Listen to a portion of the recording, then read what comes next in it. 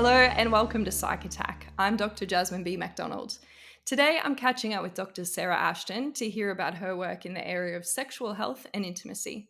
In particular, we're going to focus on kink and paraphilias, where they come from, as well as how to treat a paraphilic disorder and work with clients experiencing shame. Welcome, Sarah. Thank you. Thanks for having me. It's a pleasure.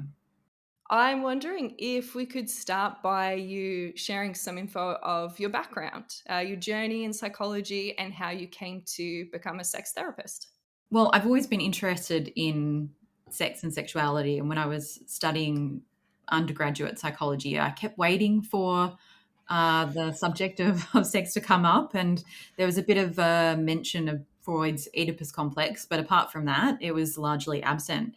And so when I was doing an internship as part of the 4+2 after I'd completed honours, I was looking for work experience and applied for a job working with sex offenders. So I really had exposure early on to sort of, I guess, the extreme end of the population when it comes to where sexual function has gone wrong.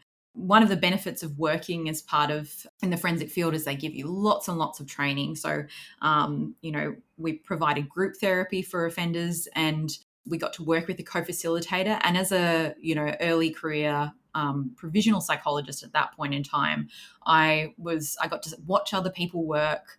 I got exposures to the interpersonal dynamics that played a role in therapy, and also some really exceptional training that was provided as part of the role. And then I worked with juvenile offenders, and when I was working with them, I could really see how much pornography was shaping their view of sex and sexuality, and their perceptions of gender as well, particularly expectations around women.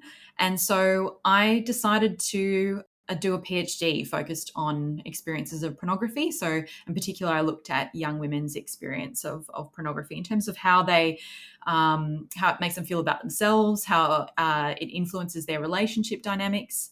And as part of that research, I conducted interviews. So it was qualitative research. And what was most powerful about those interviews was some of the young women I spoke to had never had conversations with anyone about some of these topics and these experiences. And it was so powerful for them to sit there and feel heard by me as part of the interview.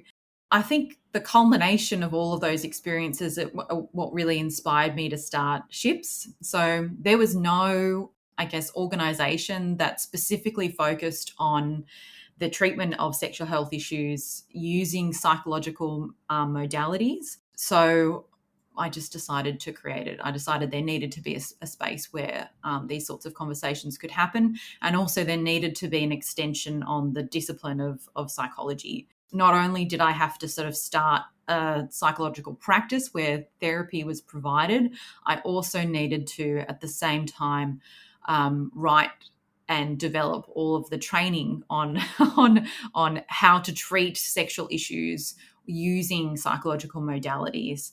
5 years later, we have a team of 30, and we're delivering thousands of hours of psychological therapy across the year. And we also have over 23 training courses that are available online. We also provide training for all sorts of different organizations and psychology practices. And I haven't stopped yet because there's just such a great need for normalizing these discussions and providing healing for people within our community. I think that sex represents the vulnerability and the shadow of our humanity, and it can result in experiences of absolute bliss and intimacy and connection. And at the same time, it can be one of the most destructive actions if we're talking about the experience of sexual assault. I think that moving this out of the shadows and being able to understand and create healing has a huge transformative impact, and particularly for erotically marginalized communities like sex workers or LGBTIQ plus community or people who practice kink or non-monogamy. It's my personal and professional mission. I'm privileged to be in a position where I can set this up and offer this to practitioners and the community, and I love it. I can hear the passion and the motivation that you have. When you do a PhD, you want to be working in a space that is niche and novel and carve out your own space. But how about it's sweet for you to sit with research participants, presumably clients as well, and probably they've never had this kind of conversation before. It's kind of a sad state of affairs, right? Yeah, definitely. So many people suffer alone for years of their life because they either think that there's nothing that they can do about whatever the issue is that they're experiencing, or they have too much shame about sharing it. Yeah, or they don't know the way forward. So one of the most satisfying aspects of working with people around sex is that there's a huge amount of relief and healing that happens simply when they get in the room, and Mm. you can they have full permission to speak about this. And I think that, one of the things about ships is that because we openly advertise ourselves as, working with erotically marginalized communities, and also that this is what we do, we treat sexual health issues. People already have that sort of signaling of safety before they even walk through the door. And, it's one of our primary needs as humans, right? Safety and connection. So, yeah, I think that it's so important that we don't just have these isolated spaces or, practices that signal this, but we need to really think about training and signaling and safety across the board when we're talking about healthcare, Mhm. because that is necessary for any kind of healing, and healing is the aim of healthcare. Yeah. Yeah. What are referrals like for ships? So when you don't have people who are coming straight to ships, you have people who are maybe experiencing a range of other mental health aspects or social aspects that maybe have a core or have an important link to their sexual identity or desires. Do you find that practitioners in the Melbourne area are supporting with referrals and providing that pathway for people? We have a number of different services and practitioners who will regularly refer to us, and I think that it's really wonderful, and it is part of a lot of people's practices. I think that some of our clients, what they talk about is perhaps working with a practitioner about particular issues, maybe mental health issues. Then they reach the point where they perhaps realize a connection with a sexual health issue, or that comes up in therapy. Then the therapist at that point in time says, oh, this is not something I can help you with, and then refers them on. As we know, as practitioners, it's really important for us to be aware of the limits of our professional experience and capacity, and only treat what we have training to treat.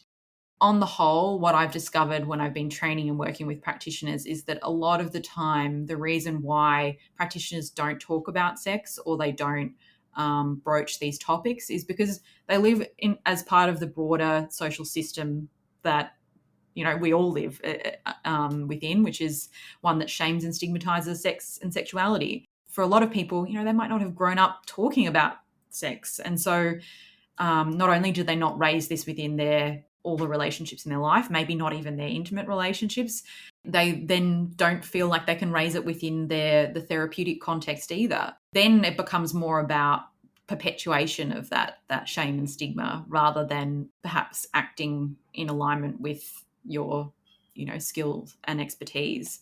So I suppose that's why I'm passionate about all practitioners learning how to have these Mm. discussions, because even if you don't continue treating someone for a particular sexual issue, people are a system. Everything is interconnected, and all of the sexual issues relate to people's psychology, and they relate to and are influenced by mental health, and mental health issues. So no, we need to understand that as practitioners, so we can adequately formulate the presenting issue we're working with.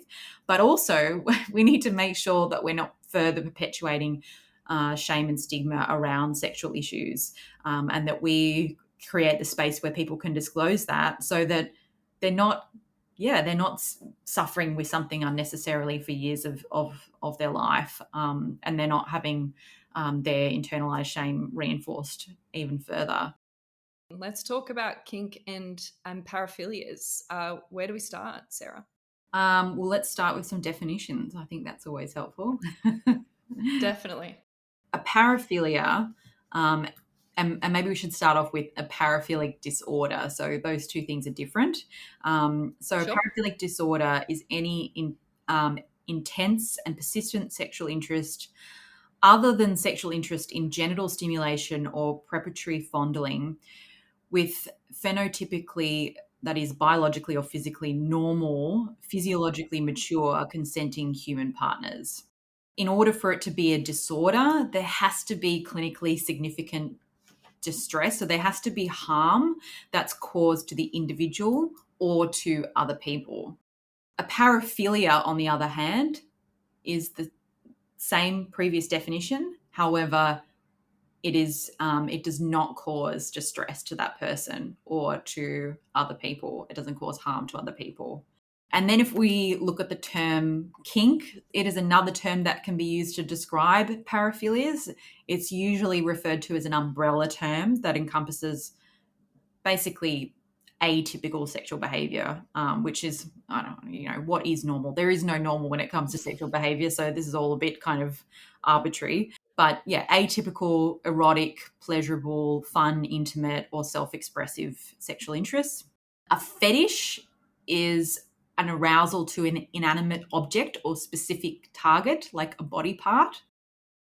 Let's define BDSM as well, because we might talk about that as part of this. So that stands for bondage, domination, sadism, and masochism. So essentially, we really want to differentiate between sexual interests that maybe fall outside the spectrum of what we consider to be quote unquote normal, and of those, which ones cause distress and harm. Because if they don't cause distress and harm, then we actually want to approach that completely differently. That really changes what we do as therapists in treatment. In the old training that I was working through, a range of examples were provided to kind of, I might ask you in a sec to give a couple of examples to make it quite concrete for the audience. Mm-hmm. But what was interesting in particular, I thought, was that in going through the epidemiology and prevalence was for lots of, I think it was for disorders in particular, but perhaps more broadly, like the fun aspects as well, is like prevalence is not really known because of the nature of stigma and the extent to which these things aren't discussed. So I thought that in itself is just fascinating. Yeah, definitely. I mean, I'm not sure if you're familiar with Kinsey's research in the 1940s and 50s. Kinsey interviewed thousands of people who identified as men, thousands of people who identified as women, and he and his team recorded the sexual histories and interests of all of these individuals, and then they published it in a book for the public, and that was a kind of socially groundbreaking moment because it really smashed people's ideas of what was normal. So we know that actually diverse sexual experiences are more common than we think. There's really very few people who fall into this kind of category of quote unquote normal, or what we socially expect to be normal. As long as you're not hurting anyone, who cares?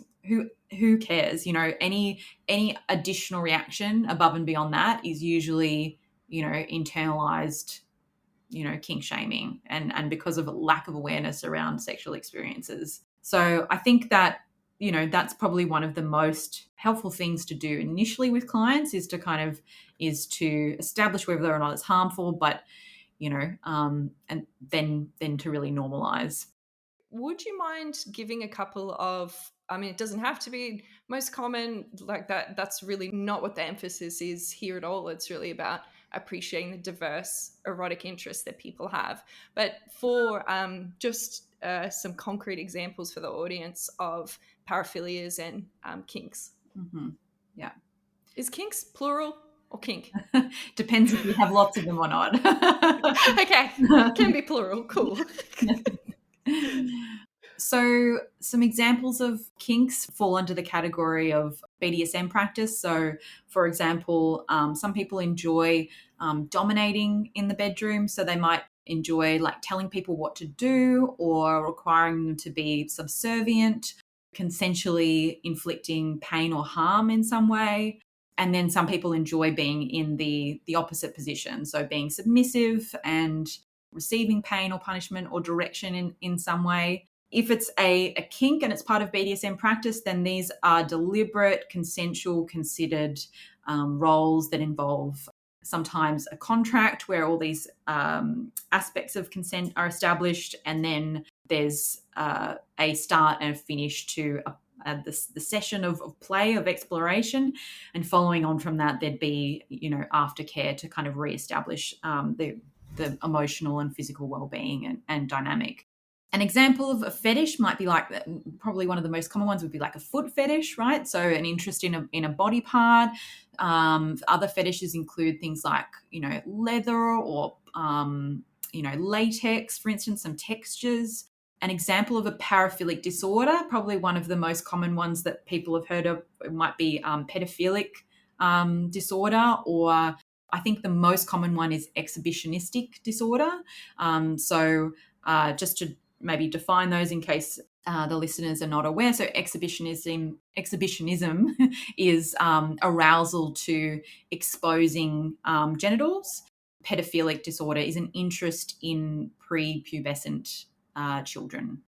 And what do we know about where kink and paraphilia comes from for people? There's a lot of different theories about this, and I think the overarching thing to say is that every person is different, and the way that our sexuality and sexual preferences are developed is really individual to each person. So we can't overarchingly say this is how it's developed. In terms of how our brain works, there's neurological reinforcement that occurs between a stimulus and orgasm and arousal. Whenever we're experiencing an orgasm or we're feeling aroused, our brain kind of creates a map between the other sensory or internal aspects of that experience and the reward. So it forms a reward pathway. And some of the most kind of formative foundations of this blueprint that we have for arousal, they occur when we're youngest, right? And that's the same for all the blueprints that we have for functioning in general. The younger they occur, the more likely they're going to influence everything else that occurs after them. If we have an experience early on that we associate or that's paired, even just through happenstance with arousal, like for instance, if we experience arousal at the same time that we happen to be smelling a banana, we might then find that actually that's something that prompts that arousal in future. And so we form that pathway. And then if we continue to masturbate or have orgasms to the smell of bananas, then we're going to reinforce that pathway even more. And that might be, a kink that we develop. So that's one explanation.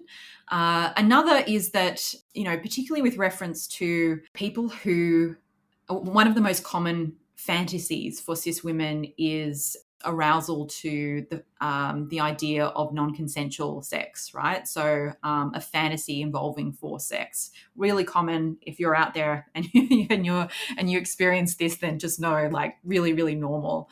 And there's a few reasons for this. So the first is that if you have a traumatizing experience where all of your control and agency is taken away, and you have lots of fear and all sorts of other really distressing, activating emotional experiences that are associated with this. If that's stored neurologically as part of the traumatic memory, and then you experience, you're able to reconstruct that similar scenario, either internally, so in terms of a fantasy, or externally through perhaps a kink play session where you're taking on or playing out this role, this dynamic through role play, but you're able to overlay that with pleasure and consent and intimacy, right? So you construct the whole situation differently.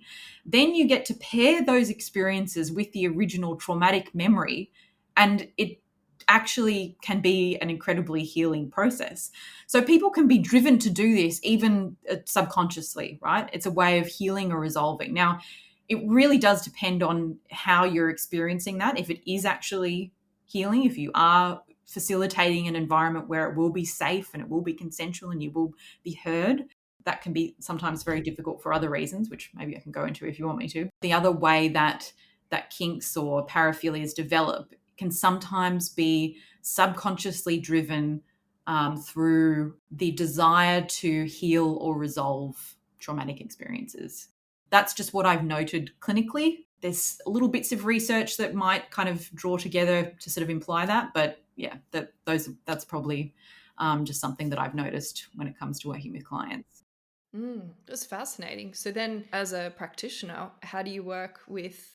Well, this is where I want to be really conscious of how I'm speaking, Sarah, because we're not exclusively talking about paraphilic disorders. We're talking about some things that are really fun and some things that are, on the forensic end. I think that this is the point that practitioners often come to me with questions, or this is what they seek supervision around. So they're working with a client and they say, how do I know if this is harmful for this person? Because perhaps this person is walking in and they're going, look, I've got this kink, or I'm practicing BDSM in this way. And the practitioner wants to be affirming, they want to be supportive of diversity, but they're also wanting to make sure that they're properly evaluating what's going on for this person and whether this behavior is actually something which is helpful or not. And some things may be going off in their radar and they're going, I'm not sure how to navigate this. The simple answer is to ask, is there any harm being caused here?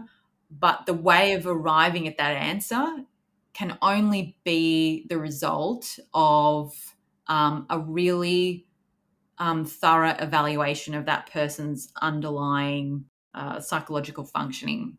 So sometimes the kink itself might be reinforcing problematic behavioral patterns. So an example of this might be perhaps someone has emotionally avoidant tendencies, and this means that they don't confront and acknowledge their emotional experiences, which means that they repress them, and it means that they experience depression, or they experience difficulties in their relationships because they're not communicating about what they need, for instance.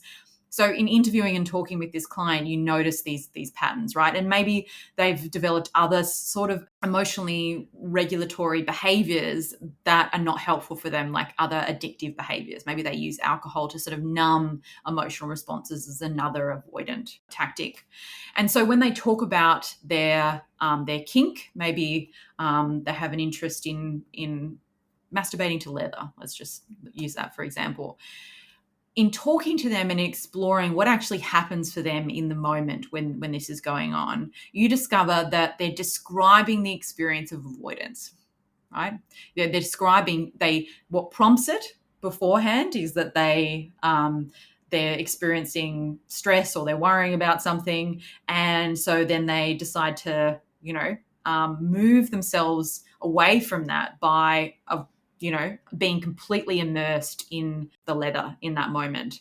And this is one of the things about practicing kinks in particular, is that they're extremely stimulating and immersive. They can be. Same with porn as well, right? So it can really be quite a good tactic for avoidance, and then afterwards they sort of describe themselves as like then returning to the issue, and so maybe having to do it again for avoidance. So we really have to unravel the whole cycle of use, what's prompting it, what's their experience like it, and how does this parallel and fit into other patterns within their life and their psychology. And then we can say, for this person, I mean, in and of itself, the behavior not causing any harm, right? Like, however, it is reinforcing underlying unhelpful tendencies, So this person probably wouldn't meet the criteria for a paraphilic disorder, right? But we can say that behavior is not particularly helpful in the way that they're approaching and engaging it. So we can never really just make determinations about a sexual behavior based on the surface level behavior itself, with the exception of behaviors that are overtly harmful, like sexual acts that involve children. We can't really determine the nature of that without understanding the whole person. We can't determine if it's harmful without considering the broader formulation. And it can be both, right? And more often it's both. So when a practitioner is working with a client, our aim is to help them understand how this fits into their broader psychology so that they can look at their use rather than us making any sort of us needing to deliver them that news or or kind of make any evaluation of their behavior. So that's a way of being affirming, but also perhaps encouraging the client to observe their own relationship with the behavior.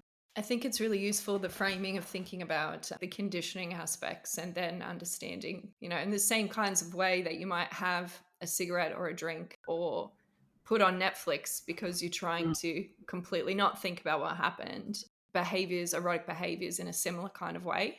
Any human behavior, Yeah, like exactly. potentially soothing human behavior. I think the reason why we might not automatically, think about kink or BDSM practice in the same way, or why it's important to note this in this context, is because the behavior can overtly look like it's harmful, right? If someone's spanking somebody else or they're saying things that are degrading in some way, overtly the behavior in and of itself appears to be harmful. So that's why sort of a nuanced signaling and understanding in this context is important. Yeah, because and you talk about this in the training that I worked through as well, but that the practitioner is that filter of the assumptions that they make or their own experience or what's been reinforced for them. Psychology in its simplest form is like, how do we help people not experience pain or degradation and have good self-esteem? It's like flipping these things and saying, actually, there's like a pleasure or arousal that can come from these aspects that we might be trying sometimes, like Mhm. holistically thinking we need to minimize anything that's not positive for the clients that we work with. So I think that's, yeah, a really important, powerful thing to be thinking about. And I mean, comes back to the fundamentals of like, maybe don't be making judgment calls or decisions for Mm. what's best for the person you're working with. Talk to them about what they're getting out of the behavior.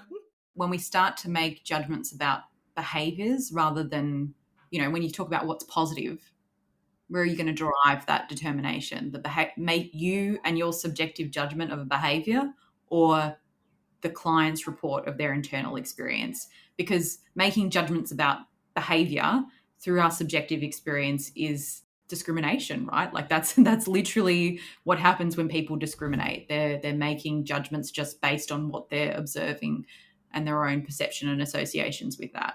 So we really need to consciously be very considered about our intention around how we approach experiences and discussions as practitioners.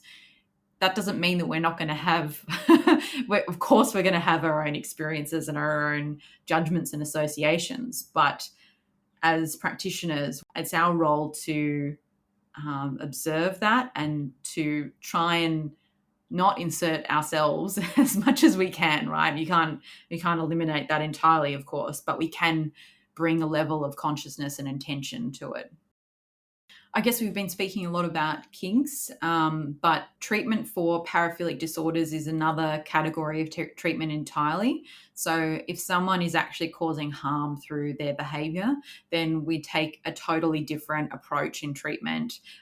We want to do the same thing in terms of understanding the function of the behavior so that and the needs that it's meeting so that we can look at addressing those needs in other ways. But we'd also be wanting to utilize specific interventions for changing the sexual behavior. So we'd actually want to change some of those patterns so that further harm is prevented. And there's all sorts of very specific and important considerations if you are working with somebody who has pedophilic or hebephilic interests, or any interests that pose any threat or harm to other people. You really perhaps need to think about mandatory reporting in those contexts, get some extra supervision, and make sure you have some extra care for yourself generally, because there's a lot of complexities and additional considerations in those contexts. Having said that, it's so fantastic when somebody comes forward for treatment, before they've done any harm, and that they're motivated to do that. And so we really don't want to be discouraging people from doing that. But at the same time, it's always up to you as a practitioner whether or not, you're comfortable working with any client in particular. But, I think psychologists have very divided attitudes towards working with clients with paraphilic disorders. So anyway, that's why I've created the training. So if you'd like to learn more about it, then that would be a wonderful thing to do, even if you don't work specifically with clients with these issues. Thanks, Sarah. When we're discussing paraphilic disorders, we're talking about working towards or treatment towards changing the behaviors. When we're talking about things that are fun and not causing risk to the person or to other people, kink and fetishes or BDSM, this is where I think we shift to talking about working through shame. So working through shame is actually really important for both paraphilic disorders and for kink. If we talk about kink and BDSM for a moment, really we're working towards acceptance, integration with identity, being able to, own this aspect of themselves, maybe explore further, some fears that can come up around disclosing this identity if this is something that they want to do, navigating relationship difficulties or different interests or different, if someone's not interested in their kink, all those sorts of things that can be part of working with people who have specific interests. And sometimes they also feel distressed about it because they would like to be able to connect with a partner in different ways, and so the kink is getting in the way of that. If we're talking about shame in the context of paraphilic disorders, so I think, you're probably familiar with the differentiation between guilt and shame. So guilt is such an important emotion. It says, this behavior or this thing that I've done is not in alignment with the person that I want to be. It doesn't sit right with me. And that's a really important signal.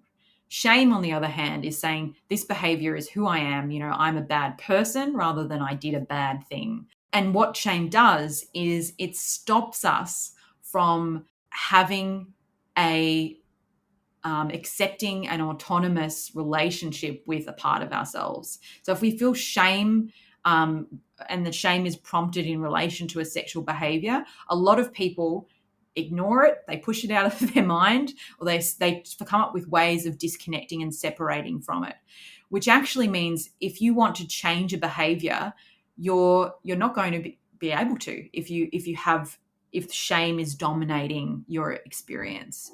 So working with shame is actually usually the first step when we're talking about changing a sexual behavior which is harmful, because we need the person to look at it. We need to look at it. They need to look at it clearly as part of themselves and really understand it. When I was working with sexual offenders, that was the first part of the journey. And some people were more or less able to do that. And that really, it sort of depends on the rest of their personality construction as well. If you have somebody who has more of a narcissistic personality construction, then activation of shame, very difficult for them to deal with. And so then there's someone who might be more likely to deny sexual offending, someone who's more likely to just completely lie about it or to dissociate from it completely. I'd say in both contexts it's important, but it's different, but important for different reasons, but essentially embracing and seeing our sexual behavior as being part of ourselves is necessary in both contexts. I just have a sense that we could talk for another hour just on that aspect. Yep. This is such a powerful and interesting topic, and your knowledge and the way that you share insights and experiences is just really eloquent. Thank you, Sarah. I very much appreciate it. Oh, that's kind of it. I know that people will be listening and be interested and thinking about what else you have happening, what else is happening at SHIPS. What could people be keeping an eye out for, or what are you working on that you're excited about at the moment? Well, there's lots of projects on the go at SHIPS. We're always thinking about what more we can contribute to the community. I think one of the things that we do regularly is provide free resources to the public through our Instagram and other social media platforms. So we're also on LinkedIn, on Facebook, on TikTok. And we have blogs and resources on our website. So our blogs are written by our psychologists if you want to check those out. The Instagram content have lots of that comes through every week. And we're taking psychological and sexual concepts and making them consumable for the public. So give us a follow on Instagram if you want to keep up with that. We also have, as I mentioned, 23 training courses. We have a paraphilias training course and also a kink and BDSM training course. Paraphilias is divided into assessment and treatment, part 1 and part 2. If you're interested to learn more, you can check those out. We also have a community membership. So basically that means that you get access to all of the training if this is an area of practice that you're really interested in. And that also means that you have access to monthly group supervision. So I run group supervision with other students, and where you can talk about clients and case studies and any questions that are raised. And that membership also gives you 30% off events. So we have events that run throughout the year. We've done events in the past where we looked at sex work inclusive practice, and that included a panel of sex workers and myself presenting on that topic. Heck yeah. We usually run an annual How to Start Your Career in Sex Therapy event as well, which is another panel event in person with myself and some other senior psychologists.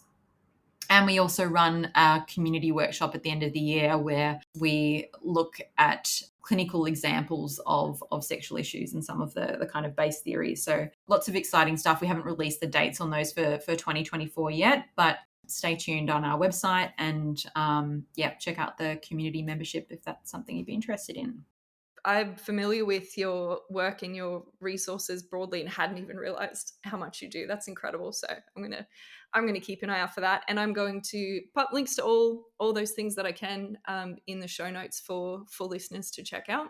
Thank you for your time, Sarah. One of the ways that I like to finish up is to kind of zoom out from the topic that we've been focusing on and ask, what do you do with yourself when you're not working?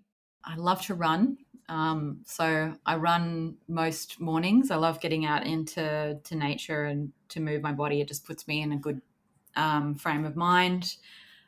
I have 2 gorgeous cats, Franklin and Monica. They're a bonded pair. We adopted them. Franklin is a very handsome ginger tripod, and Monica's a black and white cutie. So I love hanging out with them. And I love gardening, and I also paint. And I do all the usual human things like spend time with friends and my partner and my family, and connection is key. So that's me. Lovely. Animals are just the best, like They in really every are. situation. Yeah, they really are. Thanks again for your time, Sarah. Absolute pleasure to have this conversation, and thank you for sharing your expertise. Pleasure. Thanks for having me.